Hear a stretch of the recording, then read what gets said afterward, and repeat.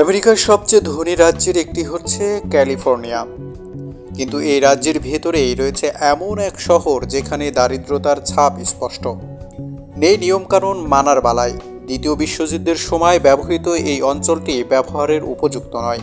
কিন্তু তারপরও ক্যালিফোর্নিয়ার স্লাভ সিটিতে বসবাস করছে আমেরিকার গৃহহীন মানুষেরা। পুরনো এক সামরিক ঘাঁটিতে গজিয়ে ওঠা ছোটোখাটো এই শহরটি এখনও অবশ্য প্রায় 2000-এরও বেশি মানুষের আশ্রয়, যাদের বেশিরভাগই বসবাস ভ্রাম্যমাণ ঘর বা টেইলার হোমে।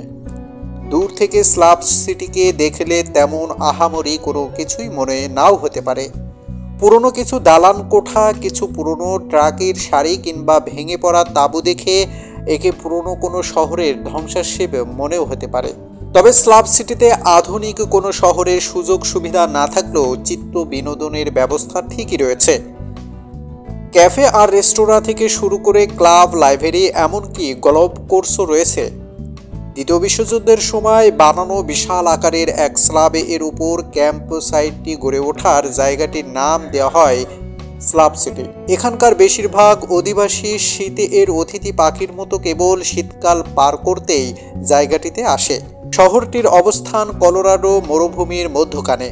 শীতকালে এখানে 2000-এরও বেশি মানুষ বসবাস করে, গরমকালে তাপমাত্রা ছাড়িয়ে যাওয়ার সহ্য সীমায়। তাই স্থানীয় প্রায় 150 জনের বাসিন্দা ছাড়া কাউকে সে সময় দেখা পাওয়া যায় না। অন্য কোথায় যাওয়ার জায়গা না থাকায় ওই শহরের এক মানুষকে এরকম বাধ্য হয়েই থাকতে হয় এখানে। অদ্ভুত হলেও সত্যি, যুক্তরাষ্ট্রের অংশ হয়েও আইন কানুনের কোনো বালাই নেই স্লাভ সিটিতে। এমনকি অবৈধভাবে গাড়ি রাখার জন্য কোনো রকম মাশুল গুনতে হয় না বাসিন্দাদের। কোনো শহরের অন্তর্ভুক্ত না হওয়ায় পানি বা বিদ্যুৎ সংযোগও নেই এখানে, দিতে হয় না কোনো ধরনের করও। বিদ্যুতের অভাব দূর করতে সৌরশক্তি ব্যবহার করছে বাসিন্দারা। আর নিত্য প্রয়োজনীয় জিনিসপত্রের চাহিদা মেটাতে হচ্ছে ধারের কাছে শহরে গিয়ে। তবে স্লাভ সিটিতে দেখার মতো জায়গা হচ্ছে এর সেলিভেশন পাহাড়। প্রায় 3.5 তলার সমান উঁচু বা ছোট পাহাড়ের গর্ত করে বসবাস করছে স্লাভ সিটির স্থানীয় বাসিন্দারা।